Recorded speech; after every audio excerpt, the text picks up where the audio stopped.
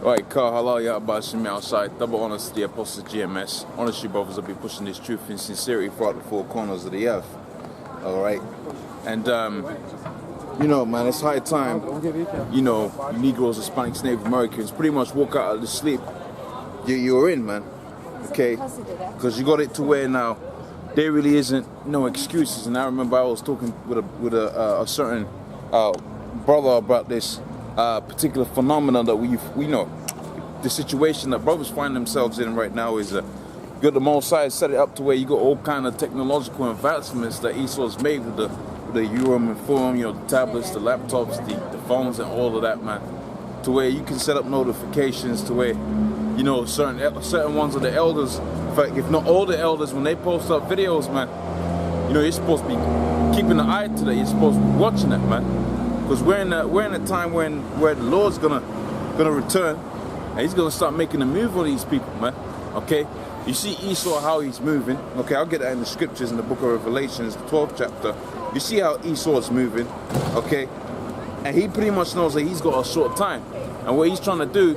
And that's the thing about this society. Everybody's on that fast pace moving. We ain't gonna have to do that in the kingdom of Yahweh Shemi outside. Why? Because we're gonna have a long period of time to enjoy ourselves. But Esau in his spirit, he knows he's got a short time, man. Okay, he knows we're getting into that time where the Most High is gonna send His Son, and His Son is gonna restore order to this earth. Now, what's order? And we got the laws, statutes, commandments that were set forth from the foundation of the earth. The laws, statutes, commandments, the 613 laws that the Most High put forth, right, in order to govern yourselves, what to eat, what to drink, this, that, how to go about your daily business. The Most High put an ordinance out to that, man. Okay? And you're out here, we're in these different countries, and they're supposed to be some God-fearing countries, and this, that, and third, all right? And you got it to where people really, they don't even regard the laws of the Most High. They think that's fairy tales, man. Okay? They think that's all of those prophecies they're done away with, and they ain't dealing with that, and the scriptures are null and void. But here's the beautiful thing about what the Most High set up right around about the time we're living in right now. He set it up to where the whole world damn near forgot about Him, man. Okay? Now they know it in the back of their mind. They're gonna fear the Most High, but they ain't. They don't really have to deal with that. Why? Because the Most High is suffering their wickedness, man. That's why the scripture talks about how the Most High is slow to wrath, okay? But it also says the Most High will not at all quit the wicked, okay? And that starts first and foremost with the elite banking families, which is the top heads of the house of Esau, okay? That be orchestrating all of the madness that's happening in the earth, whether it comes down to with them, the people that they set out there, okay? What they call as mercenaries, man. Okay, because when you go out there with the so-called terror groups out there in the world, really those are mercenaries to the CIA. And they're setting up all kind of chaos out there, all right, to where they're going to try and make an intervention by way of the United States of America Army and NATO, okay, to what? To bring about that so-called, to bring about what's known within this world as the World War III, okay, but we know within the scriptures it's the last World War, man. And with the last World War, you're going to have it to where what?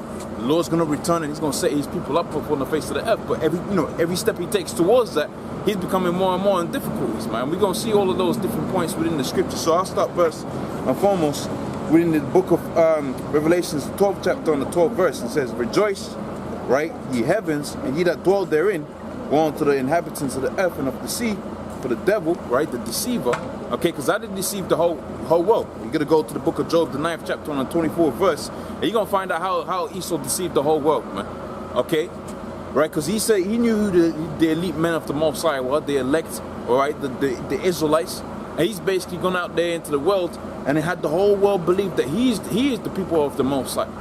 Okay, because you got them so-called Jews out there within the land of Israel right now. Now we know they ain't the real Jews, because when you go to the book of Ezekiel, the 36th chapter, all right, and you read down how the land was going to be and how the people were going to be when they returned to Jerusalem, that's not what's being played out upon the earth right now, man.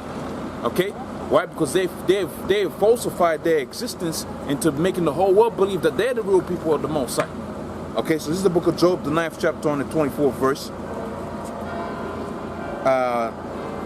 It's Job 9 and 24. The earth is given into the hand of the wicked. Okay, he covereth the faces of the judges thereof. If not, where and who is he? So the whole earth has been given into the hands of the wicked. Okay, the Most High has given the earth into the hands of the wicked. And let me see if I can get that in the book of Daniel, because I believe it's in the book of Daniel where the man Daniel writes about how the Most High gives the kingdom of the Most High, right? He gives it to whoever he wants to give it to. Okay, he can set it up to where Moab is the next ruler. He can set it up, which is not going to happen. Okay, he can set it up to where Ammon's going to be next ruler, whatever. Now, but the Most High set it up to where the last existence, the last kingdom that wasn't going to be ruled by the Negroes, Hispanics, Native Americans. He set it up to where what? The wicked was in rulership of that. That way, when righteousness is reestablished, it's gonna be that much more on a higher level. Okay, so let me see if I can get that in the book of Daniel, the 2nd chapter. I believe it's in the 2nd chapter. All right.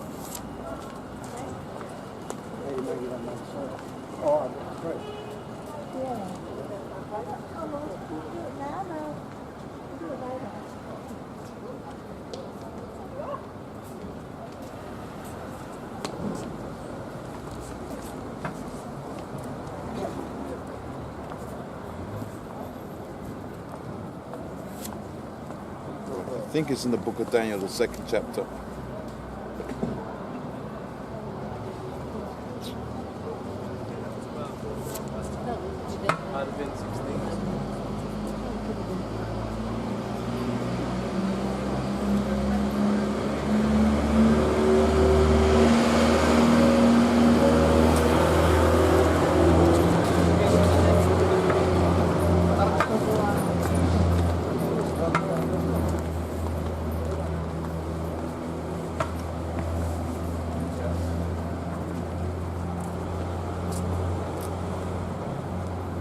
The exact precise place of that scripture slips me a bit, but I mean you can look it up for yourself, man.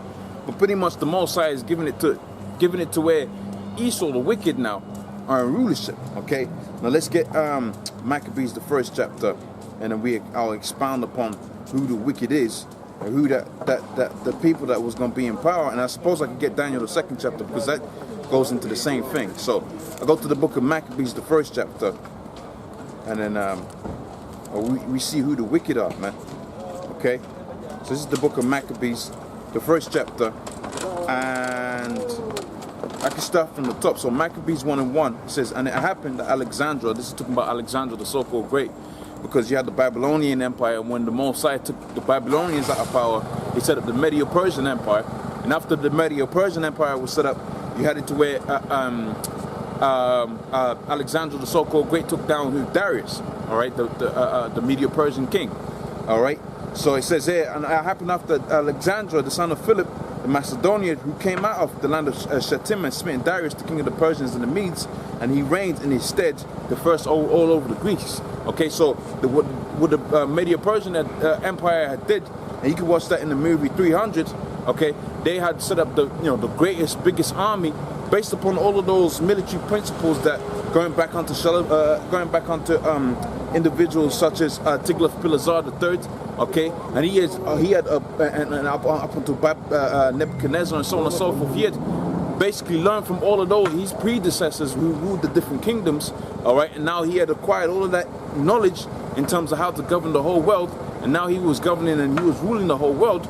But the thing about it was this: the Most High set it up to where Esau was going to come up and he's going to take down Darius. Okay, and I believe they had two battles: the battle of Isis and the battle of Granicus. Okay, and I believe both battles he lost, man. In fact, he lost so bad that he basically fled the scene. He fled he was put to flight, like the scripture says. All right. And what happened was, now that Alexander was the next ruler, he basically went about ruling the world just like how Esau rules the world right now. I'm going to prove to you it's the same people. And we're going to see in the scriptures how basically whenever Esau's in power, going back onto the Greeks, the Romans, and now we're in the modern day Roman Empire. Okay, that's another void page, so right. Okay, going back onto the Greeks, the Romans, all right, and now we're in the Neo-Roman Empire. Okay, they rule the earth in the same manner, by way of the sword, right, spreading their military thin. Okay, and part of the demise of the Roman Empire, and that's the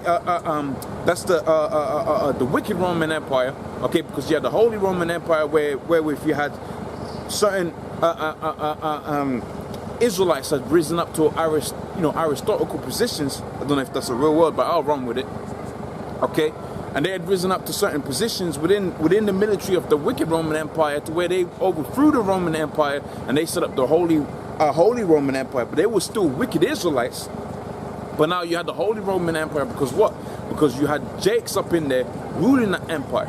Okay, but tracking backwards now to Alexander, you had it to where Alexander was now the main top guy within the earth. Now, what you're going to see within the scriptures is going to prove to you that this root, okay, this group of people, this line of people were the wicked, because the minute they was in power, you had it to where wickedness abounds, man. Okay, you had it to where wickedness starting to happen within the whole earth, because now you had it to where the wicked were in rulership of the whole earth. All right, so let's get that first in that precept where it talks about when the wicked are in rulership, the people mourn, and when the righteous are in authority, okay, the people rejoice. All right.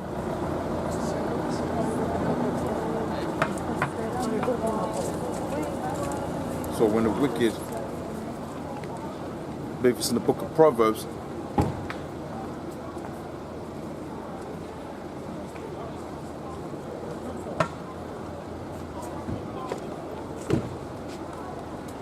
Right, so this is the book of Proverbs, the 29th chapter, and the 2nd verse. It says, when the righteous are in authority, the people rejoice. So when the Most High sets up a righteous kingdom, of which when you go to the book of Daniel, the 2nd chapter on the 44th verse, it says, in the days of these kings shall the Most High set up a kingdom which shall never be destroyed and not be left over people.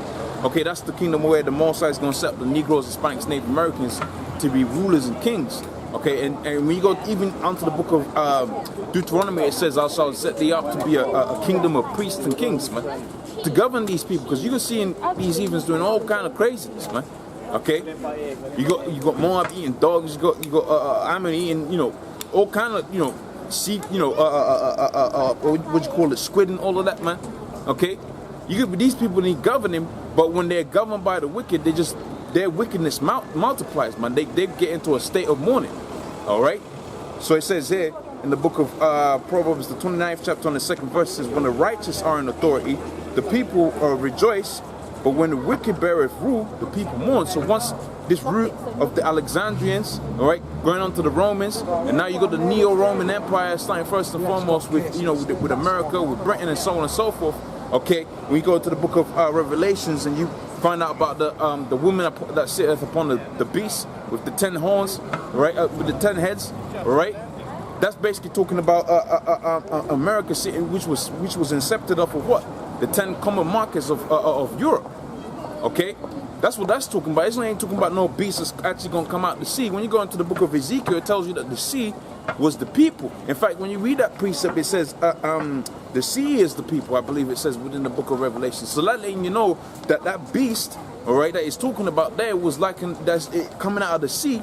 Where the sea is the people was an empire of people, all right, that was going to rule the world, and the manner of the beast was the way that they was going to rule the world, okay?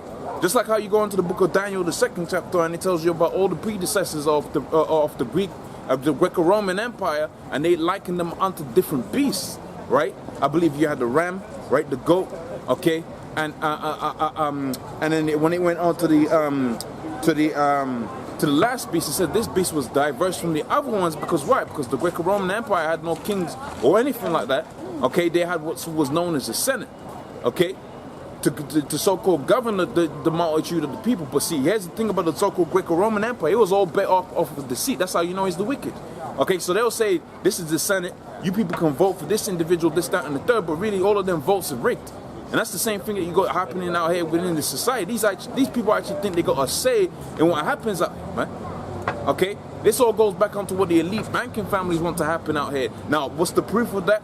Well, whenever you have a major war or anything like that, who benefits from all of those major wars? The elite banking families, man. Who funds both sides of those wars? You had so-called World War I, World War II, and you're about to you're already in World War III. But who wants to be the benefactor of all of those world wars? The elite banking families. Because the thing is with World War III, what they're trying to do is achieve a depopulation. Going back onto the Georgia Guidestones, they're trying to achieve a global population that's going to be that they're going to be effective ruling over, man. Okay, because they want to reduce the whole population down to something like was it 500 million? Okay, so we don't want to kick off like 6.5 billion people off the face of the earth, because what? Because a smaller multitude is going to be really easy for them to control, all right, and for them to institute their RFID chip and their you know, go about their wicked business. But we know through the scriptures that that's not going to happen, and we also know through the scriptures all of that death that they're bringing forth, okay, all of that evil that they're bringing forth to the world, because evil just means bad times, okay, all of that evil, the bad times that all of these people are feeling, they, you know, and people are, you know, getting killed and so on and so forth, okay, that all goes back onto the scriptures, man, because the scripture says this, that the Lord killeth and maketh life, man. So nothing that happens upon the face of the earth that the Most High ain't in control of, man. He's with Esau going out there into the Middle East, right, and wreaking all kind of havoc by way of his mercenaries, man. The Lord's with that, okay. And what's that going to bring forth? That's going to bring forth a righteous new world order, which is going to have the Negroes, Hispanics, Native Americans, the Israelites, and all of the diaspora, the scattered, all right, of the Israelites amidst all of those nations. Because when you go into the scriptures, it talks about the diaspora, man. We go to the book of Deuteronomy, the 28th chapter and the 64th verse. It says that the Israel, which is predominantly the Negroes, Hispanics, Native Americans, was going to be scattered amongst all of these different nations, man. So you was going to have it to where Israelites were going to look like any of these different nations, man. Okay, but their lineage, as pursuant to the book of Romans, the 9th chapter, brethren, my heart's desires, brethren, my heart's desire and prayer to the Most High for Israel is that they may be saved. Because that's the book of Romans, the 11th, it was the 10th chapter. But when you go to the 9th verse, it says, "For my kinsmen, right, my brethren, who are according to the flesh are Israelites," man. Okay. All right, so let's get back into this now. This is so I was in the book of Proverbs, the 29th chapter, okay, and the 2nd verse. It says, "When the righteous are in authority, the people will rejoice, but when the wicked beareth rule, the people mourn." And you're seeing all kind of people complaining about cancer, all right? They're complaining about deformities, right? High blood pressure, okay? Because why? Because the wicked beareth rule, man. Okay, the wicked beareth rule, and they're bringing forth all of that wickedness throughout the four corners of the earth. Now, one of those main wickedness, one of those vanities that the scripture talks about, the scripture talks about. They're looking for houses again today. Let me get this scripture right quick. Basically, you go to where the scripture talks about. Let me get this precept right quick, because I had made a point about how the wicked, right?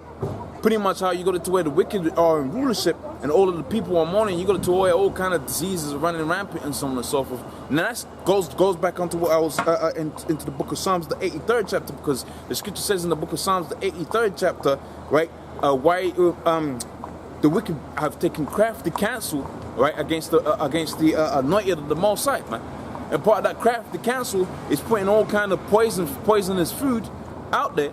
All right, and that's spoken about within the book of Ezekiel, all right, which is the precept I was going to get, but, it's not relevant. But when you go into the book of Ezekiel, right, the Lord pretty much said to Ezekiel, okay, eat man's dung, okay? And then Ezekiel went to the Most High and said, look, I ain't really trying to get down like that, man. So the Most High reduced it, okay? And he said, eat the dung from a cow, man, okay? Right, because that was going to represent, and it says, the scripture says, "Thou shalt Jerusalem eat their bread defiled amongst the nations." Because when you find out what's all mixed up within what you think is bread, or what you think is chicken, or what you think is all the righteous food, you go to where Esau has put all kind of poisons in there, but also he's put all kind of food that's actually contrary to what the scriptures prescribe as righteous fruit, man. Because he's trying to basically, because I believe the scripture says, they have. Scripture slips me right now, but it says basically how that Esau is trying to get it to where he can say to the Most High, look at your people, they're doing wickedness, man. All right, but he's trying to do that by deceit. Okay, and we know ultimately the Most High is going to have mercy upon these people, and he's going to take them out of these people. That's why it says in the book of Micah, the 2nd chapter and the 10th verse, "Arise ye, depart, because it is polluted," man.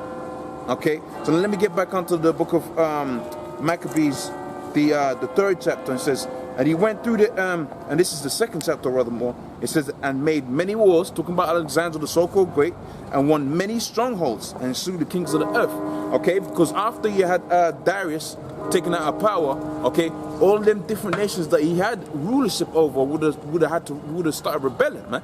So he had to basically come back and put all of those different nations in subjection, man. Just like how you have, just like how in any transfer of the kingdom, all right, of the kingdom of the earth, all right, whoever's the top guy on the earth, when you have that transfer of power, and it might be within the same line of people. For instance, when Tiglath-Pileser had passed away, and his sons would have buried who were in his place, you know, Sargon II, Shalmaneser, okay, or the father to Nebuchadnezzar, when he had passed away, and Nebuchadnezzar came into power, you had it to where what?